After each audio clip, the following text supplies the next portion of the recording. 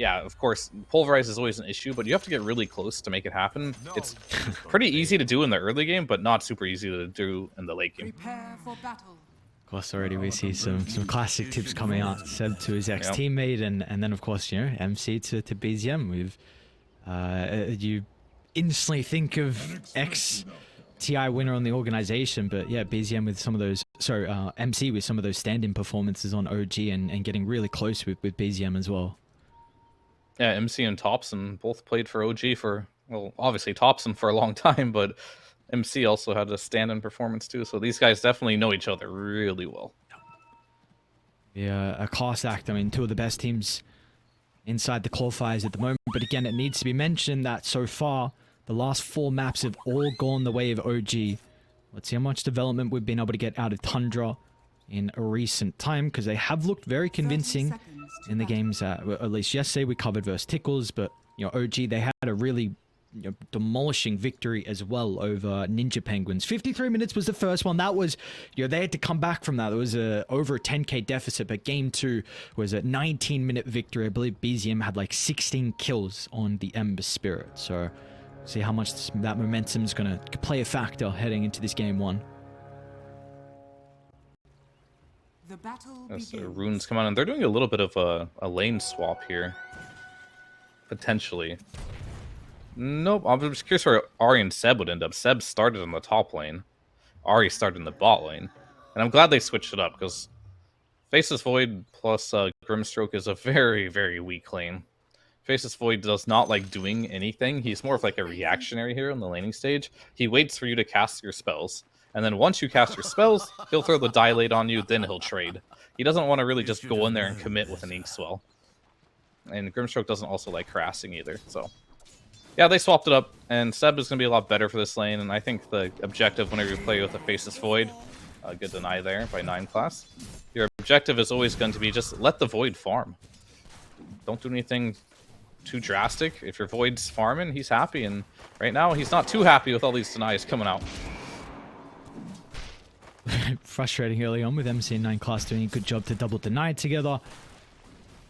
And we're going to have to see how BZM wants to influence the lanes as well here with the Primal base. Let's take a look how top's also shaping up too. Like we mentioned, Pure very comfortable on the Sven. We've seen it, he's played it every game, right, so far in the qualifiers. So, I mean, previously when he was on Entity, I think Sven was definitely one of his better heroes and one of the carries that we don't get too often at the moment, but he's feeling like it's in a pretty good position. And then his counterpart, Core Whisper, this is something that you mentioned, Centaur, top 3 offlaners at the moment. We're seeing it first phased a lot. He's just so tanky. Like, he has so much HP, so much base regen. The only thing he's lacking in is armor. But you're going to see him right away just rush out a Wraith Band. And generally, most people just buy the Ring of Protection to kind of offset that. Because you already get so much of everything else, right? That you don't need to use your gold for anything but a little bit of armor. And that's exactly what Whisper's going to do. Instead of like the Ring of Protection, he's going to go for the early Wraith Band. Same idea. But one of the good things about Sven is you're tanky too. Like, the patch made it so the cleave gives you so much strength. You can maybe just push the lane out and just get your farm that way. So we're already 2 minutes in and Ari's got a stack at the heart and the Ancients as well, thanks to the creepy equilibrium being right in front of the tower for Whisper, so it wasn't really needing to protect him too much. And yeah, what's going on mid lane? That's going to be something that I'm curious about, because we saw this the other day where Dendi actually beat Nico with the Pango, but this time BZM, he's kind of demolishing Thompson in the mid lane right now. Like, I don't think this matchup is this bad, but it's there's so many inconsistencies of other players playing it in the top lane. Whisper going to be able to chase down Waimon in a lot of trouble. I mean, Pure's looking for the return kill onto Ari, but it's going to be OG that strikes first in game 1. Pure, he's got a full creep wave to tank up as well. It's not going to matter in the end though. Still able to get some retribution with the kill onto Ari, but OG very happy with that. I'm super surprised Whisper didn't kill him there, because he very well could have. He might now.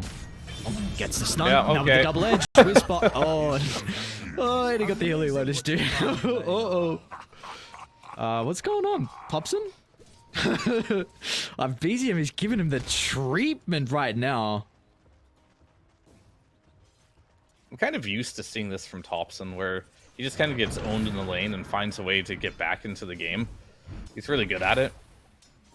But lately, he's been winning his lane, so let's see if he still has that magic of finding a way to win a lane, or not win a lane, come back into a game after having an abysmal start. And he's only got 11-1 CS to the 21-8 in Primal, and Primal basically has a double wave coming into him right now.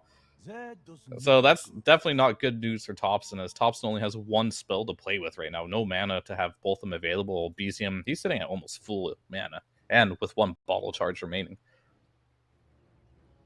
Yeah, I really wonder if just the raw attack damage advantage that BZM has over the Pango early on was kind of the big thing there. I mean, I bet it was like the body size of BZM. True, very true, yeah. Oh, they glyphed it in the mid lane, but the glyph was kind of for nothing, really. Cool glyph, bro. I mean, honestly, the glyph wasn't so bad. He's getting a couple denies off of it. He doesn't have a water rune though, which I think is the most important thing, right? Like now, yeah, that's Ari's able to rotate over, because why has Whisper got a fear? Dude, he like you said, he's got this Wraith Band now. He's got a helm, 9 armor, 21 HP region with the Tango going. He can play solo. He's more than okay in that lane. And Thompson, he wants that water rune. BZM's really playing with him. Oh, this mid lane's kind of interesting to me. I have keeping my camera on it quite a bit, maybe more than I should.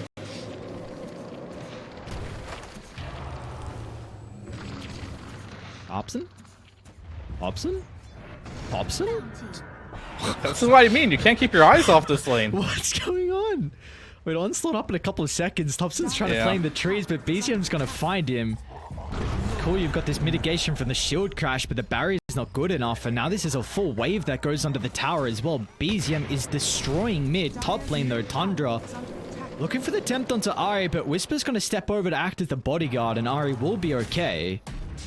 Whisper got the kill onto Whitemon, yet just leans a little bit too close to the Centaur, and he might be able to fight back on Pure as well, and Pure reads this. He wants nothing to do with Whisper currently. Yeah, the Centaur is something special right now, man. I gotta say, he's got a Veil. This hero's just way too strong. Like, this is my go-to hero when I play in the offlane as well, and I don't even play offlane that much, but every time I play this hero, the game feels easy. And that's when you know a hero's broken. Yeah. I guess one of the other, so there's other pretty good offlaners at the moment. MC having a decent time, but of course, Yuragi's also free farming. We're gonna have to see. Magnus definitely isn't known for his strong laning presence. His annoyance comes through later on through the skewer. Centaur's annoyance is purely laning stage. Oh, nice dead shot. Can they snipe the rune away though? I mean, BZM's got 6 to work with and Hobson still doesn't. If they want to take the fight, it's going to favor OG without a doubt. 9 class will make him work for it with the calling, but BZM just has so much raw damage. Yeah, I mean, there's just a mid-diff, what can you do situation right now going on. Uh-oh. The invis from BZM. They're going to be able to run straight to Thompson inside the jungle, and with the extra little bit of control out of the silence, Thompson breaks the embrace, gets some distance thanks to the swashbuckle. Can they punish BZM from stepping a bit too far over? I mean, the damage is really going to be the thing in question, though. Thompson still without the ultimate. Meanwhile, Whitemon doesn't get the uphill miss, so luckily enough, we'll get the kill onto Ari. But BZM's able to scurry away. Radiant are scanning. Yeah, BZM unfortunately did not have mana for the onslaught there, so Thompson gets to live another day here. He does get his level 6 now. He's definitely not going to have one of those mana boot diffusal blade 10-minute timings as you saw in previous games. It's going to be a bit slower in that department, but full support's kind of like mitigating the damage of like this lost mid lane. But that could have consequences on the other lanes, right? Like, now all of a sudden, Centaur is uncontested, which he's going to get a Wisdom rune as well for his troubles. But I suppose Centaur is uncontested anyway. But Pure, he's got stacks in the jungle. He's just going to farm it up. He's all good. And that's one of the reasons why you do go for like a Sven or Luna against the Centaur. You want to have that plan B. Just in case the lane doesn't go well, you want to be able to go hit up those jungle creeps. Do you feel like OG are going to try and force him further back into the jungles, actually hold that Thompson? Oh, lane. defensive rolling Thunder. Not really how you want to use the first one of the game. And now it's not going to be available for the power rune, which should go the way of OG. It's an illusion down bottom.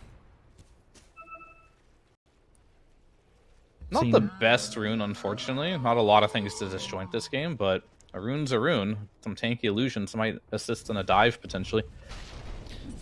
Seen a lot of attention from OG put around this mid lane to further shut down, of course, Topson and help secure the power runes. When do you feel like they're looking to consider about starting to potentially play around top now? As well, Whisper, here we go with Ari hand in hand.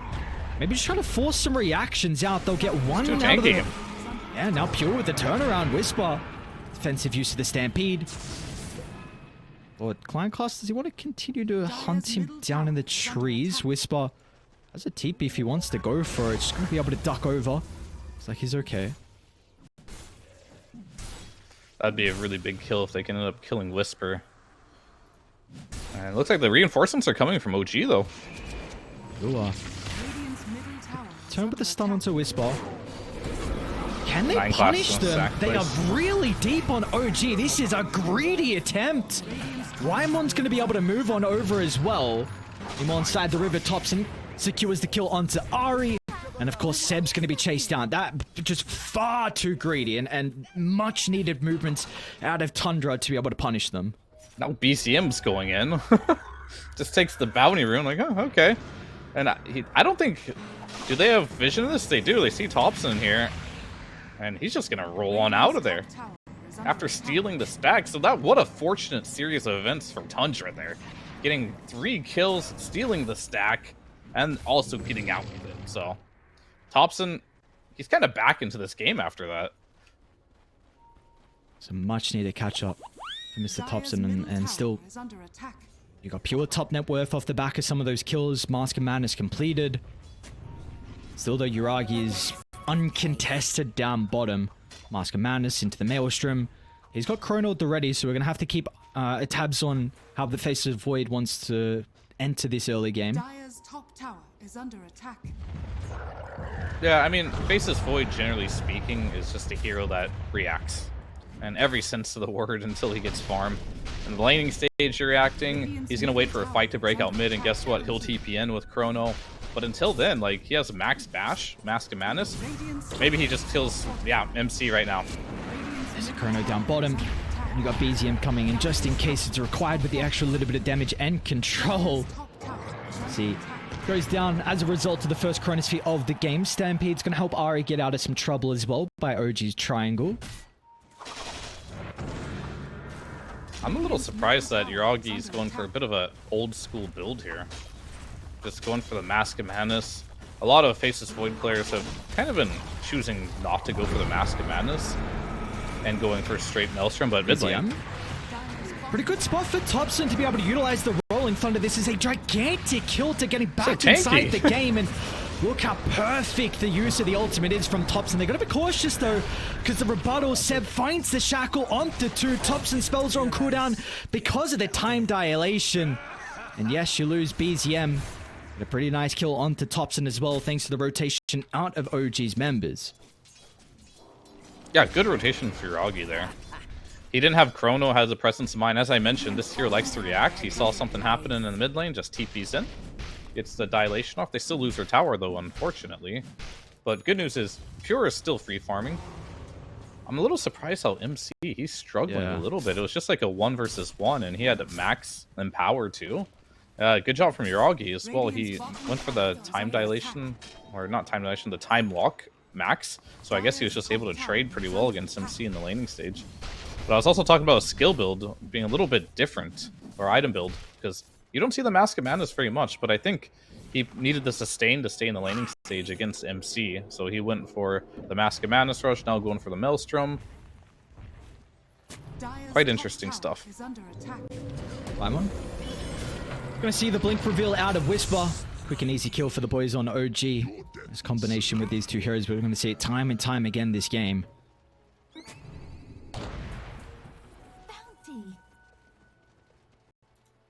Even continuing to hunt 9 class as well. And BZM still is smoked up currently. Quarter duration left would be great timing to be able to move over the triangle as Pure is trying to take the leftover stack. Radiant's bottom tower And is further down to the south though, this freshly placed ward. Scouts up Thompson and 9 class. Thompson early use of the Rolling Thunder. Whisper jumps over the top though. Looks like I mean, yeah, of course Rolling Thunder's going to get him out, but again, this is now on cooldown. Was an Arcane Room Rolling Thunder nonetheless though. Radiant's bottom tower is under attack. Yeah, I mean, it'll be up in 50 seconds. No big deal there. But the game it's just begun for OG, I would say. Like, things have been pretty good just across the map for Tundra for a little while now. But you still have this Faceless Void free farming. You do have this Blade Mail Blink Dagger available on both the Primal and Centaur, respectively. So now OG's ready to play Dota. They've hit their timing for at least the early game to do things. Ahri and Whisper are just going to play together. BZM might join the fray. This is going to actually leave a lot of free time for Seb to kind of do whatever he wants. I'm curious if he goes for, you know, what he did a lot and get for the early shard and just kind of play around that, or if he's just going to opt for something different this game. Thompson. As soon as they see him use the spells on top of the Kree wave, that's when Whisper no. finds the opportunity to jump. Whitemon, not enough to keep Thompson alive, and now this is going to be another kill. Never mind. OG pay respect because the rotation from Tundra. It's coming over to the east side of the map. If they got the damage though, BZM, 1700 health they have to go through. I'll face check the Primal Beast and think otherwise. That's kind of the issue with this game here. This Pango's so countered, right? You have so many stuns that can not only kill you before the Rolling Thunder, but even if you get the Rolling Thunder off, it's not guaranteed that it's going to last for long against the Primal Beast, the Grimstroke. These type of heroes make it very difficult to use it, and your only hero that's having a good time is Pure, and he's just the carry, so like his good lead is just turning into more farm, and it's going to be a question of what can he do with it. MC, that is an aggressive attempt onto Seb, and OG, they're in a prime position to be able to capitalize on that misstep. I mean, maybe thought there was a solo kill opportunity with the RP, doesn't even go for it, and now you have the numbers advantage for OG. They're ready to fight as well. And this is showcasing the problem here. Like, only Pure is strong right now. Like, you can't play your 4 heroes against OG's 4 heroes, minus the carry. Because you're going to lose that trade every single time. They're just way too farmed on the Centaur and Primal, and you just don't have enough farm. Magnus, he does no damage. This hero isn't designed to do damage. Especially if your net worth is low as it is right now, only at 5k for MC. So they're going to have to find a timing. And that time, oh, there's actually an Orchid on the Sven, so yeah. I think they should use the Sven pretty soon here. And if they don't use the Sven, I feel like this map state is not going to get better. What do we feel like is the justification out of the Orchid here instead of some other items? It's just Pure needs this to join these early fights? I think they want to be able to get kills on Faceless Void, primarily with this. I think they realize they're on some weird type of timer, as you always will be playing for Faceless Void. It's a very stressful hero to play against as a carry, because you know he's going to chrono you every single fight. So you got to kill him before he kills you. And it might be him just TP'd away. They got the high ground ward and MC's in. RP onto 3. Stewart back into Thompson's Rolling Thunder. That was absolutely perfect from Tundra. That's exactly what they needed there. They saw the Primal TP out, so there's no Primal in that fight. So you're able to get 3 kills, 3 very important kills.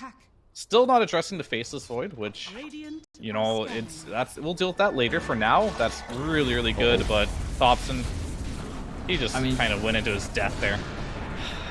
Hang on, they're coming. Is Thompson going to be able to last long enough? Here's that Orchid coming into play potentially, but BZM will buy some space for Yuragi, who's able to get some distance away. Thompson still goes down, and BZM, hang on!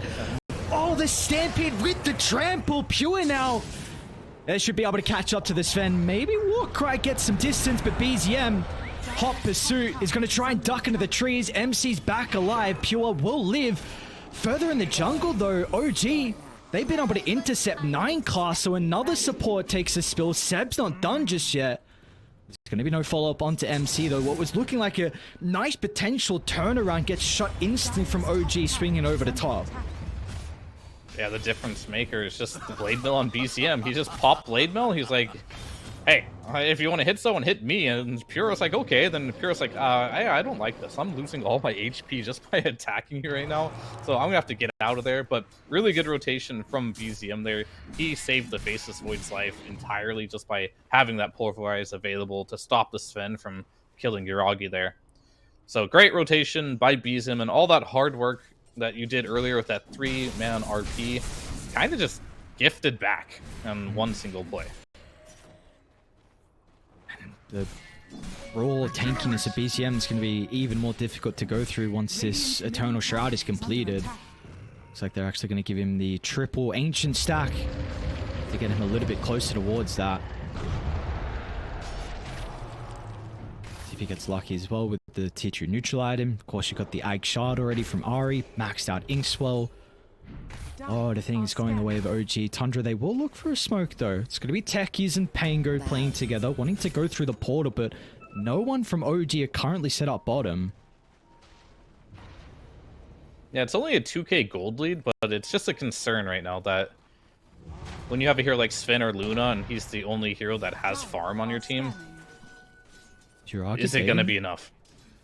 They're coming through the portal as well. It's only one at the moment. Ari through. Seb is baiting. Baiting. Quotation mark. He's baiting the gank. Gotta be pretty happy with that though, nonetheless. I mean, BZM, you've got top lane, of course, Whisper farming out. Ari's going to be able to shove this wave. And importantly, Yuragi doesn't go down. That was a 5-man movement from Tundra down to bottom and not getting core out of it.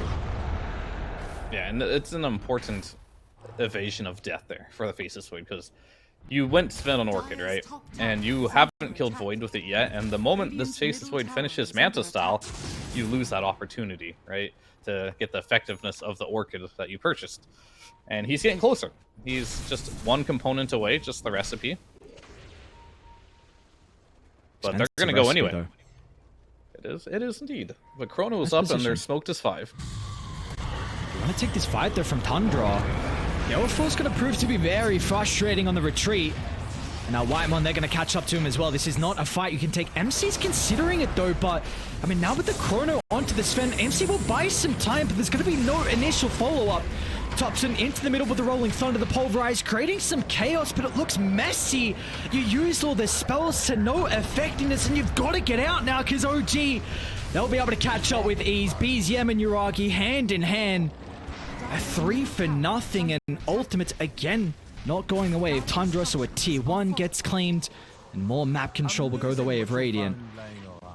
And that was a really good RP by MC, but you kind of see the issue, right? If the Sven is stunned, which he was in Chrono, you don't have damage for the RP.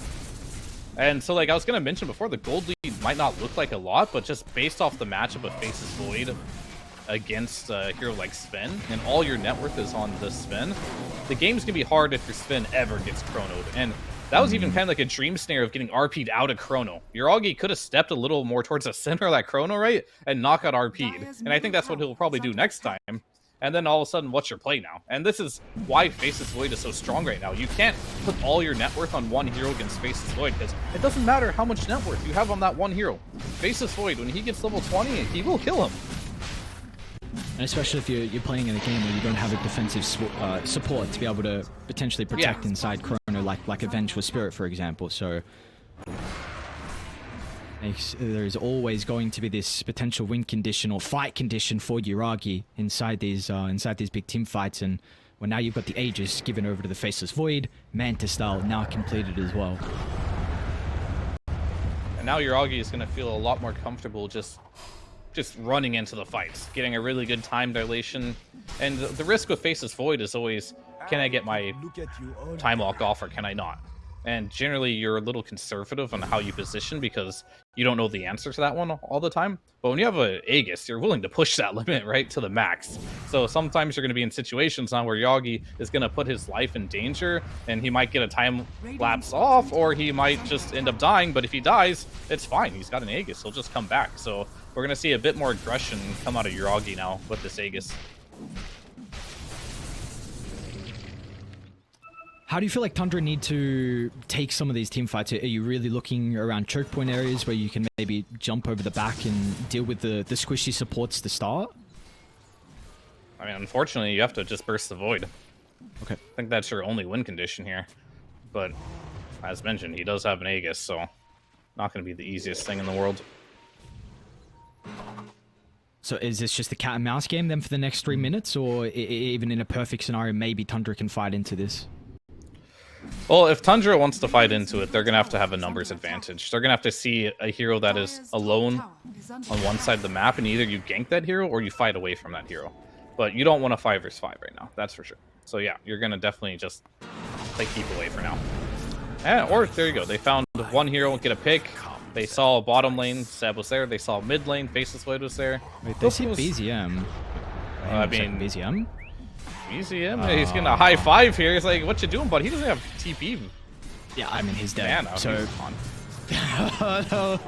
I thought no one was here farming, but Pure. We actually got to the camp first, so there you go. I mean, this is what you need out of Tundra. You get that initial kill into the Grimstroke, and you get lucky with a freebie. Yep. You just play keep away from the void until you can potentially burst him. A little bit sloppy there by OG, getting picked off 2 times in that top lane. Both carry players have their respective light collector. This time breaking the trees isn't necessarily as good. Well, jump in Pure. Looking to try and take Seb out of the team fight straight away. You're arguing with the response of the Chronosphere. Pure, can they protect him? Whitemon's going to be in with a mechanism. Is the health enough to keep him alive? The disarm as well, stopping the right clicks. Pure's alive, but can they get the team fight victory afterwards? So MC waiting for the opportunity to potentially jump in, but they're all out on the retreat. Tundra want nothing to do with this now. Very close to getting the kill, but at least Pure's able to stay alive. That was so close. Whitemon doing everything in his power to keep Pure alive. I mean, for now, you do keep the Sven alive, but that was a level 17 Void. So he didn't even have level 2 Chrono. And okay, speaking of level 2 Chrono, he doesn't even have it leveled. He has 1 point in Chrono. He's just going stats instead. This is different. You know, it's a different look, because like the mana cost does go up a lot on the Chronosphere, but the cooldown goes down a lot, and the duration increases. It makes you wonder if he had level 2 Chrono, would he have actually killed the Sven there? I'm gonna say yeah, he probably would have. He's let him cook. He's just, you know, he's cooking all right. He's in the kitchen. I mean, I like it, honestly. It's like it's different. It's definitely different. I mean, Faceless Void is definitely one of those heroes that you can't really... There's not many nuances in regards to like item build or skill build. Oh, I should say it is kind of more cookie cutter. So yeah, I mean, he's doing his best to not do the cookie cutter with already the Mask of Madness adaptation, which, you know, isn't like a weird item on Faceless Void, but it just has been phased out this patch. You haven't really needed it just because there's so many neutral items like the safety bubble that gives you that early region that where you don't really need the lifesteal anymore. But yeah, he went that, and then of course, you know, the 1 point in dilation, 1 point in Chronosphere, and now he has max stats, so he's gonna have to start putting points into something soon on his next level. No more stats he can purchase, unfortunately. There's a cap on it. Tundra posturing pretty aggressive. Age is about to expire for OG. It's only 1,000 net worth lead. Tundra are still in this without a doubt. Question is how they're going to be able to use their net worth. Whisper on the charge. Nightclub's got a pretty good position to give that information. Is the Centaur the hero you want to try and have as the initial jump in, though? As meanwhile, BZM further down to the south. They're going to be able to spy out Pure, making his team fight a little bit more awkward. And once again, Tundra not getting any effectiveness out of the Rolling Thunder. And Yuragi just patiently waiting for this opportunity with the Chronosphere. They're doing an incredible job to not group up, but you might need to cut your losses. Pure instead, he wants to jump in the BKB just before the Chronosphere is going to mitigate a lot of the damage. Whisper still over to the right side as well. Finally, MC gets the RP out to 2, but without the God Strength, is the damage going to be lacking? Pure goes down. BZM with a charge in the middle, crashes onto 2. Now Yuragi with the follow-up from Whisper. OG played the long game. They get 9 class as well at the buzzer. I mean, a buyback was required from Whisper without a doubt. An incredible fight from OG. Yeah, definitely a really good fight there. Yuragi knows what he needs to do, just chrono the Sven. Then when Sven gets chronoed, well, he just has to retreat, right? He's not going to be able to man fight against the Faceless Void. I'm still waiting for Yuragi to put a point into something. One level 1 chrono for the whole game, Yuragi? It might be. He's going to get that 20 talent for sure. And then now, he put a second point in the chrono. Okay, a little golf clap. Alright, we got level 2 chrono now. To be fair, chrono doesn't scale very well. Like, all you really do get from leveling it is you get 10 seconds on the cooldown per level. And then you also get, like, not half-second stun, right? So, half-second stuns kind of are big in Dota, though, because stuns don't go very high nowadays, ever since that patch where they were all nerfed. Like, Hoof Stomp is 2-second duration now, 2.2. And the next big stun that you can see on certain heroes is also going to be quite little. Like, Blast Off is only a 1.4-second stun.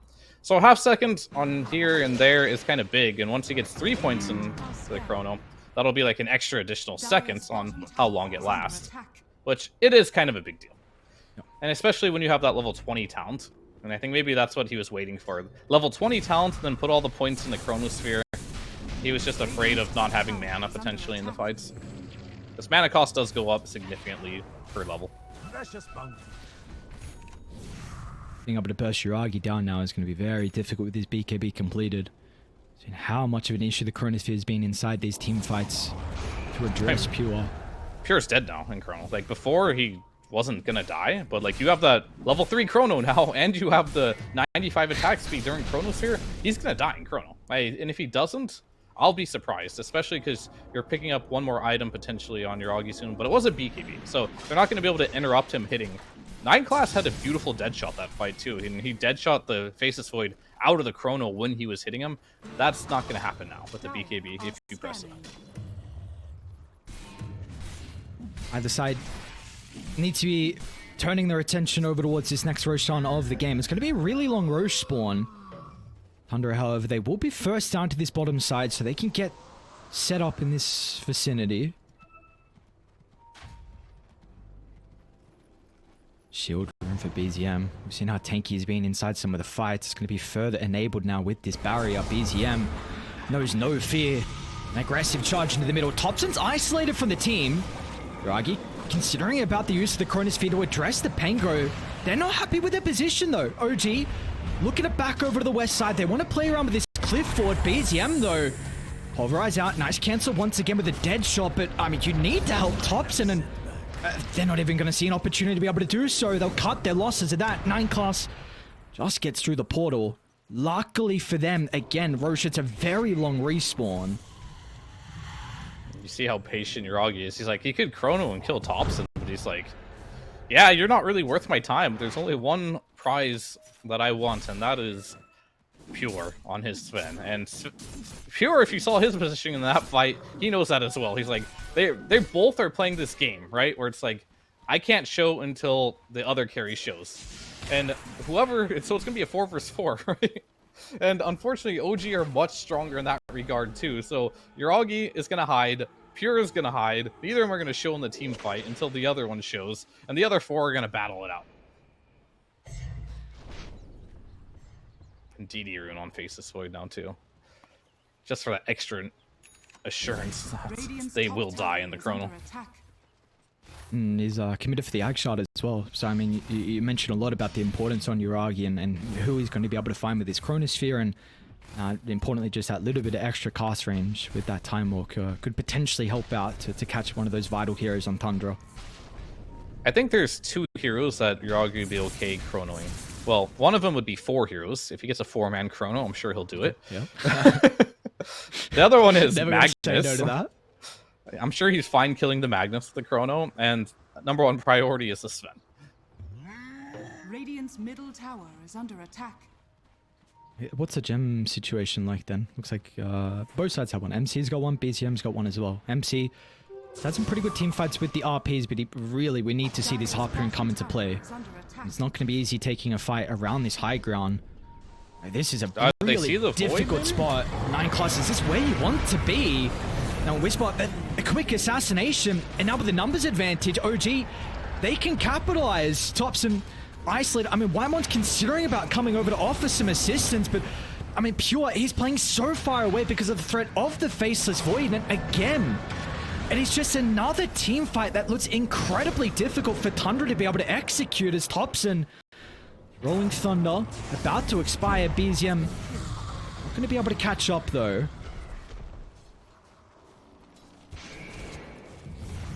Radiant are scanning. And that just kind of shows a little bit Oh, okay. the state of the game right now. Dire's bottom Like, tower you have is full under vision of Uragi if you're Pure, but Pure knows that he can't burst the Void right now, not by himself. He needed assistance, and unfortunately, he had no assistance, so he was just spectating that fight. attack. Radiant's top tower is That under gem that was on Tundra as well before the fight was given over, so double gem now on OG. And Roche as well up for grads. Tundra want nothing to do with this. Can't blame him with how some of these team fights have been looking, so Aegis once again is going to be given over to Uragi. And the ever so broken Roshan banner. Radiant's middle tower is under attack. You gotta see where they place it. Roshan The placement is key for the They don't banner. even want it. Dude, they don't even want it so bad. has fallen. Oh my god. Guess not. Alright. Wait, what? I didn't pick it up. I mean, definitely a bit accidental, but it is kind of funny with... Definitely, it's not one of the better drops that Roche has had in years. Oh, certainly not compared to, like, well, we have Ag Shard, Cheese, Refresher, Aghanim Scepter. It's definitely... It's better than nothing, though. I will say that. Yes. She definitely will take it, but no, that Roche banner is still going to sit inside the pit. No, they don't care. Whatever. It's going to sit there until whoever does Roche next. And they're going to be like, oh. Or maybe the meta is to just hang on Is under attack. to the Roche banner. Surely you would... Just, put but it not even inside your... your face at least. Instead of just... No. No, okay. Don't even give it the respect. Radiant's middle tower You is on under the ground, spit on it, what an item it is. Seb? It's a 9 class. Defensive Oh, use of the Pierce the Veil. Very frustrating again, of course, with this Gale Force, but the rest of OG a little bit too separate. They get a glimpse of Thompson, who's I in didn't a know that lot this- of trouble. Yeah. Might have to use a defensive Rolling Thunder, but the chain control from OG will not allow that. I didn't know Morta's old disjointed projectiles. Radiant's What was bottom that? tower is under attack. I know it has a basic dispel, but like that shackle shot just was disjointed. Unless I'm crazy. I'm gonna have to test that after this game. I didn't see. I'm hearing a stampede. What's going on? Ari. You're going to run into Y1, whose classic tech is shenanigans. Another pick off for the boys on OG. 8,000 net worth lead. And it's not in the greatest position for them to be able to capitalize on this. Top and mid shoved out.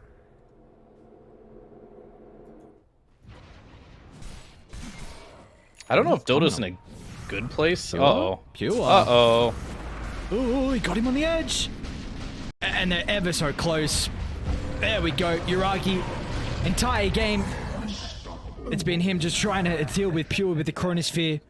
Side these team fights has been a little bit difficult with the positioning, but he gets a pick off. That's Pure no buyback as well, so I mean, they're definitely going to go high ground and try and force this one out. And unfortunately for Tundra, they won't have it. Now 9 class 2 again. This Gale Force MC. Gonna be able to drag them back, but still, can you take this team fight? MC There's throwing him with damage. the RP. He's gonna get it off at the last second, but yeah, there's no follow-up. Without Pure here, and Thompson is just getting danced around. Can't even connect at all with the Rolling Thunder. You have nothing at all to fear about from OG. Structures are fortified. Yeah, with Pure being dead for another 45 seconds, Dire's middle you tower have is literally under no damage. You have stacked all your net worth onto the Sven, and he's dead. So, for now, you're just gonna chill. You're gonna maybe get a barracks. I doubt you get a barracks, because, alright, Faceless Void does have one weak point. He's not very good at hitting buildings. That is like the one thing that Faceless Void as a hero just it does not excel at. He's better than any carry in the game in a 1v1 situation. He is the strongest late game. Looking to try and Does block have the... an Oh, Aegis. they don't even get the Aegis! Yuragi time walk gets him out to safety. Now BZM as well is going to be able to snipe Whitemon on the retreat. Dire's middle tower has fallen. Dire's bottom Alright, Good another skewer. go. Q is back alive, but there was no control under the T4 tower. Yuragi? BZM as well. It's a pretty good onslaught connecting onto two outside the base. Pure's going to find an opportunity to try and jump the backline support, but he's going to be lacking the control. Ari gets out of danger with the defensive items, and now once again, Tundra continuing to not be able to get that initial burst over to the right side. Inside Tundra's base, I mean, BZM with the heart, he's got nothing to fear. You'll lose the Aegis out of Yuragi. Okay. They should be able to, alright, they get BZM. Yuragi's going to come back Chrono to in life two. with the BKB. Whisper's ready to go as well. Now with the threat of the Chronosphere, Tundra group up as 4, and that is the best case scenario for Yuragi. Disarm's going to prove to be a little bit awkward here, and now Whisper as well is in some trouble. Nice spell casting out of Whitemon. Can they still take the fight from OG? Skewer back underneath the tower. Yuragi in fighting shape is going to be able to clean up house. Nothing that he needs to fear. This Faceless Void is godlike in our game 1. Faceless Void late game. Yep, that's kind of how this hero works. But that was a little funny. He got a 4-man Chronosphere, and it looked so good, and then he killed the Sven, he knew the target, but he didn't know who to attack after. It's like, I guess I'll go for Techies, and then instantly disarmed, right? Because he had the active taser running, so he mantis it off. And he hits the Techies again and gets disarmed again. But at the end, it doesn't matter. He's just unstoppable right now. He's too farmed. You're not going to stop Yuragi. He's beyond godlike. He's got the backtrack talent online. He's a level 26 Faceless Void, and it's pretty much game for Tundra at this point, unless Yuragi makes a big misstep here.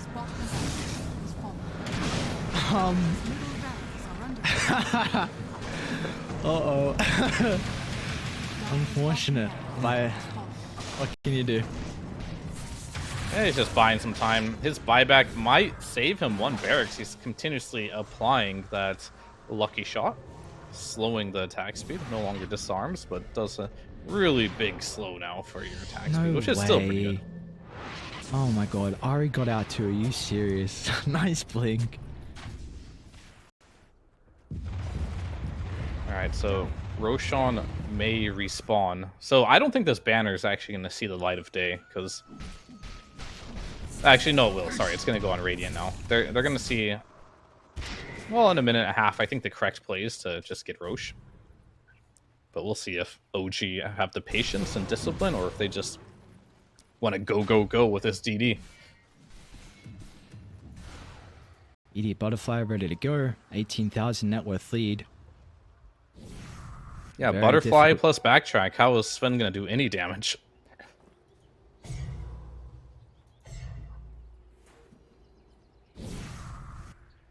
Pure think he will. 3, 4, and 6 banner. Yeah, it's been very difficult for him to be able to enter some of these team fights. Of course, they'll do whatever they can, always with this Threader MC's combo. We've seen it once this game, but it's the only time we got a good team fight out of them. OG playing. A lot of respect, though, for Tundra nonetheless, making sure they don't even give them this slight opportunity to find their way back in. They're just going to group up and hang out for the moment. Yeah, that's just pretty much how you gotta take the fights at this point. Hopefully Yuragi goes into the fight first, doesn't hit his BKB, and you can burst him. But even with all that, you're kind of playing RNG game now, right? You got the evasion from Butterfly, you got the evasion from Backtrack. Just gotta hope your not only right clicks and spells hit him. It's Casino Void now. Up they go. Mine's going to give them some information. They still run straight to the high ground though from Tundra, even though the mine went off. And now you argue with the double damage rune. This is a lost cause.